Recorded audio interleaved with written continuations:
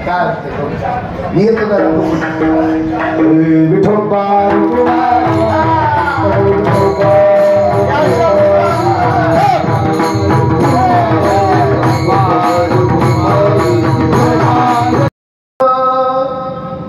कष्ट सारे त्याच्या हाती दुसऱ्याच्या हाती माप बाप फोडी तोला कर माय पेटविती चुड शेतामध्ये माझी कोप तिला पोराच्याची धाप तिथे राबतो कष्टात शेतकरी माझा बाप लेतो अंगावरची द्या खातो मिरची भाकर काळी उसाची पाचक जगा मिळावा साकर कीर्तनाला बसतात दादानो रात्रंदिवस शेतात कष्ट करतो पण शेतातल्या बापाला दादानो अजून शेतकऱ्याला दादानो न्याय भेटला नाही उपकार मोठा केला ठेचा लागे तुझ्या पायाला आसू येई मायेच्या डोळा सगळं इसरलं तर चालेल दादा फक्त संदेश घेऊन जा आई वडील माझे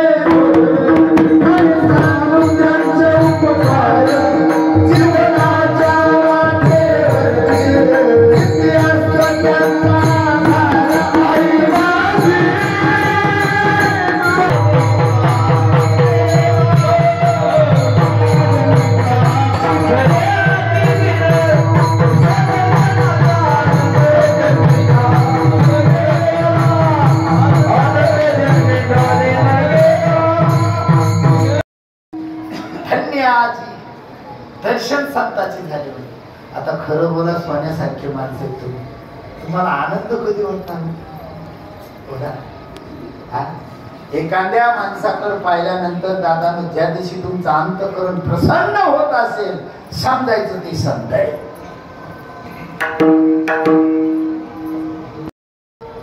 आपण नुसत्या बीपी शुगरच्या गोळ्या खाऊ खाऊ गादीनं विचार केला असत खालच्या गादीनं आपल्या या बुवाचा बोजा कव्हार घेऊ डोक्यावर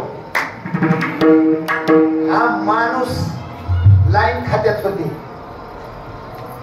लाईनीचं कार्य म्हणजे समाजसेवा आहे का नाही खरवाडी बाबा खोटं माझं बोलणं समाजसेवा समाजसेवासाठी स्वतःचे हात गेले दादा महाराज तुमच्या बंधू मालकानं वारकरी संप्रदाय सोडला नाही याला म्हणायचं निष्ठा मरणाही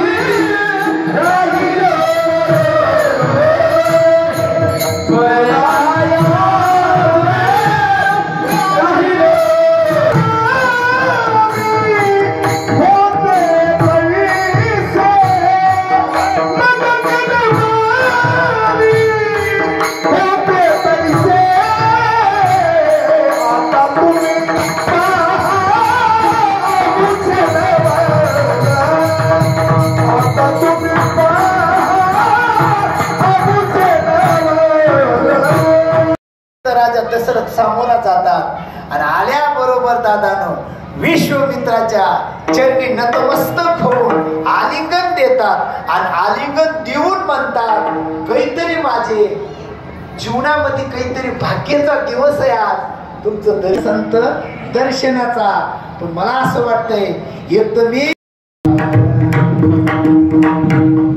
पायी चढवेल गगन भूत भविष्य येईल वर्तमान कोणी त्या साधूचे न होईल मानगा ऐसे कैसे भेटतील सर्व गोष्टी प्राप्त करता त्या पण संत दादांना भेटणं खूप कठीण आहे महाराज. आणि महाराज तुम्हाला खरं सांगतो बरं का बाबा, माझ्या जीवनामध्ये चोले महाराज मामा आहेत माझे, ओ सख्खे मामा आहेत, माझ्या आईचे भाऊ आहेत. पण माझ्या समोर बसलात मावले हो, ज्या दिवशी माझी आई मरण पावली त्या दिवशी गिरी बाबा माझ्या आईच्या पिंडदानाला पीठ सुद्धा नव्हतं आमच्या घरात. तुमच्या पाया पडतो, आज एवढी जनता बघून माझा अंतःकरण भरून आलं. मी तुमच्या पाया पडतो. या भगवान प्रतिष्ठानवर ईदभर चढीवर फिरलेला माणूस आहे. याच प्रतिष्ठानवर नागरिक भाऊ जोडे बाबांना पहिला फोन हे सप्ताह केलता.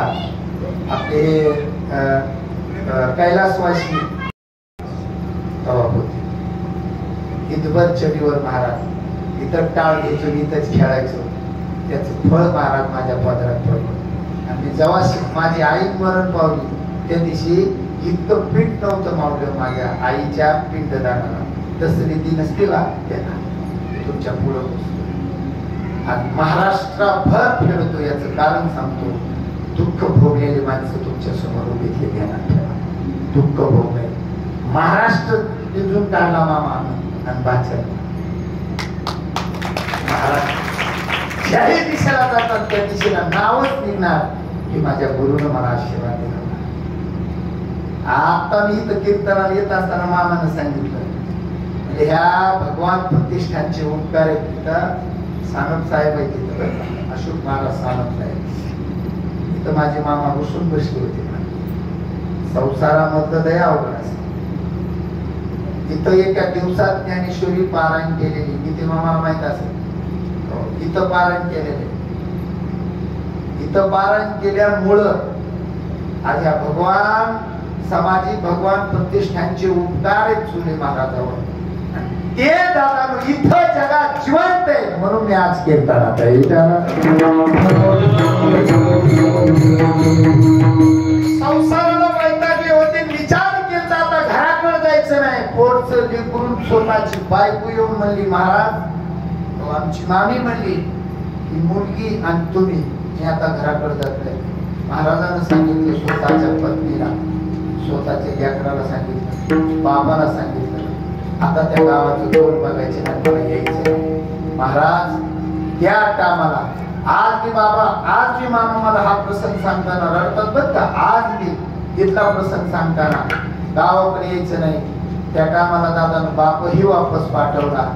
आणि झालेलं लेकरू दादानं अंगावर कपडे नव्हते, अंगावर कपडे नव्हते. गाठी गाठीची ना आमची मामी साडी नेसलेली होती. तसेच कपडे घेऊन बाप वापस पाठवले. पण महाराज गावाकडे गेले नाही दादा. तुम्हाला सांगतो त्या दिवशी ठरवलं होतं चोले महाराजांनी या जगाची यात्रा संपवायची. माणूस संसारामध्ये दादानं कर्जबाजारी झाल्यानंतर दोन गोष्टी असतात खरं म्हणजे बाबा. एक तर माणसाला समोर मरण दिसतं, दुसरी गोष्ट या जगातलं कायमचं कुठं तरी जायचं. दिवस माणसावर वाईट आला तर कुणी तुमच्या जवळ येत नाही. गावात कुत्र कुणी चांगलं म्हणत नव्हतं. त्याच रात्रीला महाराजांनी ठरवलं जिल्हा सोडायचा. पण महाराज अशोक मामा सानप इथं माणूस उभा आहे. त्या माणसानं सांगितलं महाराज पकवाज वाजवायला कोणी नाही, माणूस तुम्हाला यावं लागते. 1 रुपयाची सुद्धा किंमत त्या टायमाला कळते. सानप मामाने चोले महाराजाला घेऊन गेले. रात्रभर कीर्तन वाजले. 200 रुपये का काहीतरी दिलते जमतात. त्या माणसाचे उपकार, त्या 200 रुपयाचे उपकार महाराजांनी दादांनी घाण काढली लोकांची. 1 रुपया कुणाचा डोक्यावर ओझं ठेवलं नाही. महाराष्ट्रात एवढं नाव मोठं केलं दादा. सद्गुरू भगवान बाबाला सुद्धा दादा नारायणगड टाळावं लागला. भगवान बाबा लोकांनी सांगितलं बाबावर आरोप केला.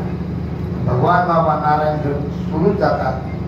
त्याच भगवान बाबाला दादा आपल्यातल्याच एका माणसाने, त्यांचं नाव बाजीराव पाटील होतं, बाजीराव पाटलांनी सांगितलं बाबा तुम्ही जर या जगाचा त्याग केला या जगाचं कल्याण कोण करणार आहे. तसं मामानं सांगितलं, सानप मामानं. चोले महाराज संसार असतो, दुःख आणि सुख असतं, जीवन संपू नका. भजनाचा छंद धरा, हरिनाम सोडा, भगवान बरोबर प्रेम करा. परिणाम असा झाला, आज या जगामध्ये नाव त्यांच्या इतकं मोठं या जगात नाही.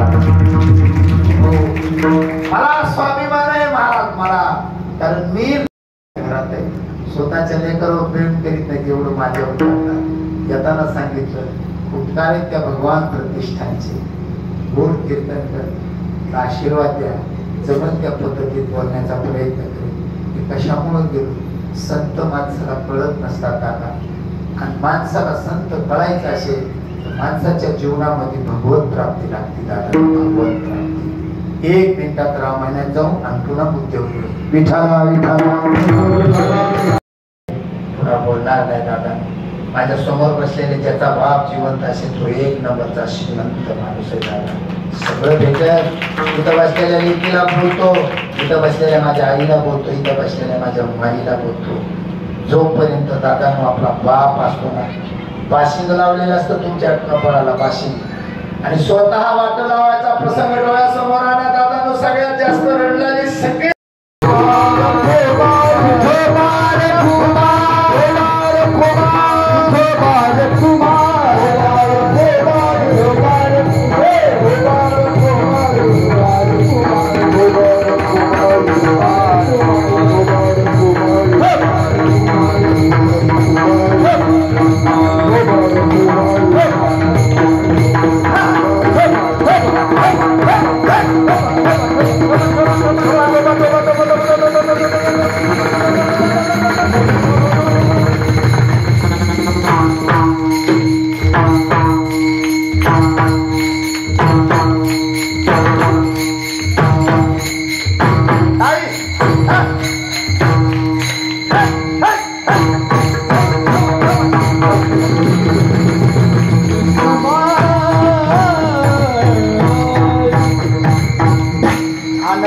जन्माला येणे मरणे, जन्माला येणे येरजार करण्यातच दादानो, आणि एक तर जन्म घेणे लागे एवढं सोपं आहे का महाराज. बरं तर बरं जन्माला येतो व्यवस्थित नसता दादानो, तुझी मान अडकली आईच्या पोटामध्ये यशीची रुमय होय महाराज. गर्भीची यातना रे आपल्या गाणी ताजा कायने बनते, संगती नाही रे कोणी. किती म्हणून तर तुकाराम महाराज म्हणजे, तुका म्हणे गर्भवासी, तुका म्हणे सुखे आलाने आमाशी. तसं दादानो तुमच्या जीवनातली येरझार समाप्त झाली. येरझार समाप्त झाली म्हणजे काय होतं, भाग गेला आणि शिन गेला. म्हणून धन्याजी दिन संत दर्शनाचा आणि अनंत जन्मीचा शिन गेला, अनंत जन्मीचा शिन गेला. पण कशाला वाटे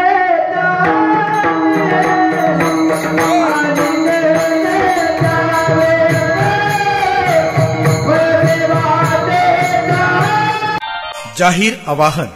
अँटी करप्शन ब्युरो बीड तर्फे जनतेसाठी अतिशय महत्त्वपूर्ण आवाहन. बीड जिल्ह्यातील नागरिकांना आवाहन करण्यात येते की शासकीय कामाकरिता लाच मागणाऱ्या लोकसेवकांविरुद्ध तक्रार असल्यास लाचलुचपत प्रतिबंध विभाग बीड या कार्यालयाशी संपर्क साधावा. संपर्क शंकर शिंदे, पोलीस उपाधीक्षक बीड. संपर्क क्रमांक 93 55 100 100.